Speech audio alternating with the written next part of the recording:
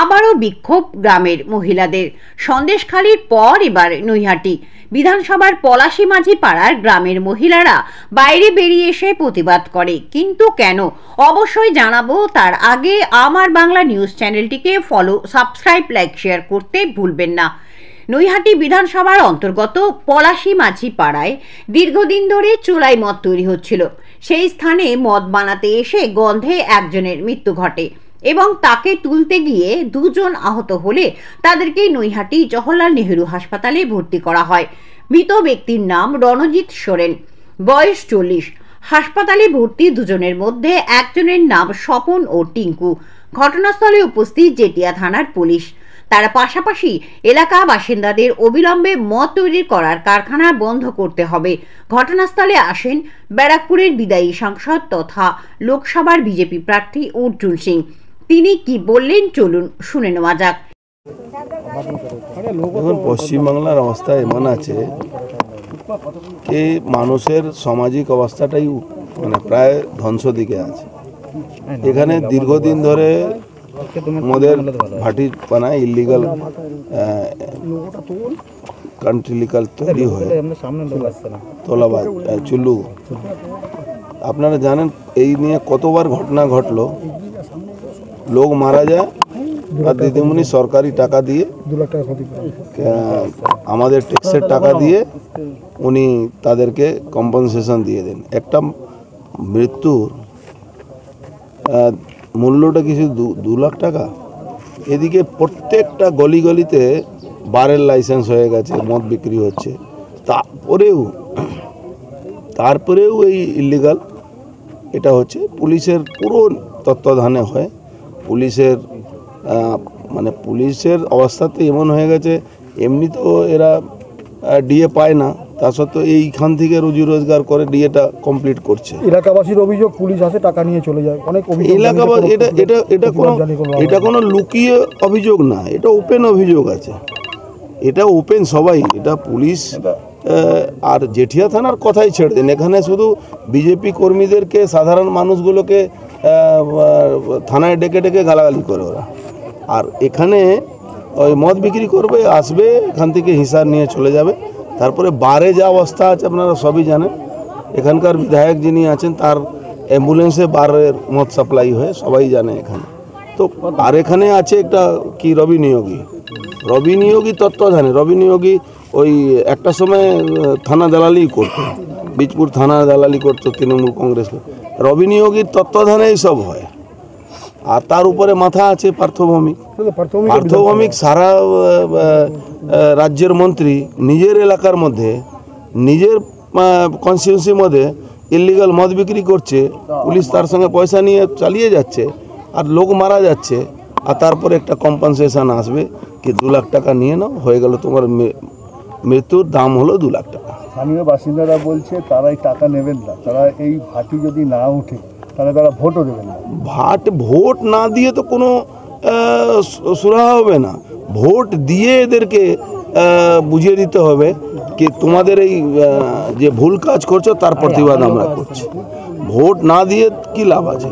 Vote দিয়ে এদেরকে সরাতে হবে। বাংলায় দরকার আছে ভোট দিয়ে সরানো। এই ভোট দিয়ে না সরালে কিচ্ছু হবে না। কাঁপা মোড় এত বার খুলে যাচ্ছে। কাঁপা মোড় কেন? আপনি ওয়েট করুন, আপনার বাড়ি পাশে বার হবে। এখন আগের নিয়ম ছিল মন্দির, মসজিদ, গির্জা পাশে বার হবে না। এখন মন্দির পাশে যদি বার খুলতে হয় তখন ওই মাপ করা হয় অন্য জায়গা থেকে, ওটা ঘুরিয়ে দেখিয়ে দেওয়া হয় ওখানে মন্দির বলে কিছু নেই, বা মন্দিরটা ইলিগাল। এর প্রতিক্রিয়া হিসেবে নৈহাটির বিধায়ক পার্থভৌমিক কি বললেন চলুন শুনে নেওয়া যাক। একজন বাজপুরে মারা গেছে। এগুলো তো পরিবারের উপরে মারাত্মক এফেক্ট পড়ে। আর ভটপুকুরেও এরকম একটা ঘটনা কালকে রাত্রেই ঘটেছে। একজন মারা গেছে, একজন হসপিটালাইজড। তার অবস্থাও বোধহয় একটু খারাপ, ক্রিটিক্যাল অবস্থায় আছে। আমাদের যারা পঞ্চায়েত সদস্য ওখানে, সে দৌড়ঝাঁপ করছে, সঙ্গে আছে। আমিও সব পোস্টমর্টেম হয়ে গেলে বিকেলে বডি আসলে আমিও বাড়িতে যাব, পরিবারের পাশে পরিবারকে দেখা। এলাকার মানুষের অভিযোগ যে পুলিশ পয়সা নিয়ে যায়, এখানে দীর্ঘদিন ধরে মদ বিক্রি হচ্ছে। না, যদি ওরকম হতো তাহলে কি ওরকম লুকিয়ে কেউ তৈরি করতো? পুলিশ সামনের কিছু ছিল, দেখুন ওটা খুব গরিব এলাকা, প্রত্যন্ত এলাকা, ইটভাটার শ্রমিকেরা থাকে, আদিবাসী মানুষেরা থাকে। অতএব ওখানে পুলিশ এসব ব্যবসা করতে দেয়নি বলেই এরা বোধহয় কেউ লুকিয়ে করতে গেছিল, তার জন্যই এই দুর্ভাগ্যজনক ঘটনাটা ঘটেছে। আমি পরিবারের সাথে যাই, গিয়ে কথা বলি কী ব্যাপার। হ্যাঁ, একদম 100বার পরিবারের। আর একটা কথা বলি, গতকাল অর্জুন সিং বলেছে রেলের বোর্ড ঝুলিয়ে মুখ্যমন্ত্রী যখন এই মমতা বন্দ্যোপাধ্যায় যখন রেলমন্ত্রী ছিলেন তখন অনেক রিক্রুট করা হয়েছে পয়সা নিয়ে। এখন দেখুন, অর্জুন সিংয়ের আর কোনো কাজ নেই, শুধু একটাই কাজ, অভিযোগ করা। নির্বাচনে প্রতিদ্বন্দ্বীরা ব্যক্তিগত কুৎসা করছে, অভিযোগ করছে, এর উপরেই ও আছে। ব্যারাকপুরের মানুষ ওর সম্পর্কে জানে, ওকে জানে সরাসরি মুখ্যমন্ত্রী। আমি বললাম ব্যারাকপুরের মানুষ ও কাউকে বাদ দেবে না, করতে নিজের ভাইপোকে যে বাদ দিচ্ছে না সে অন্য কাউকে বাদ দেবে কেন? ওর একটাই কাজ, ব্যক্তিগত কুৎসা করা।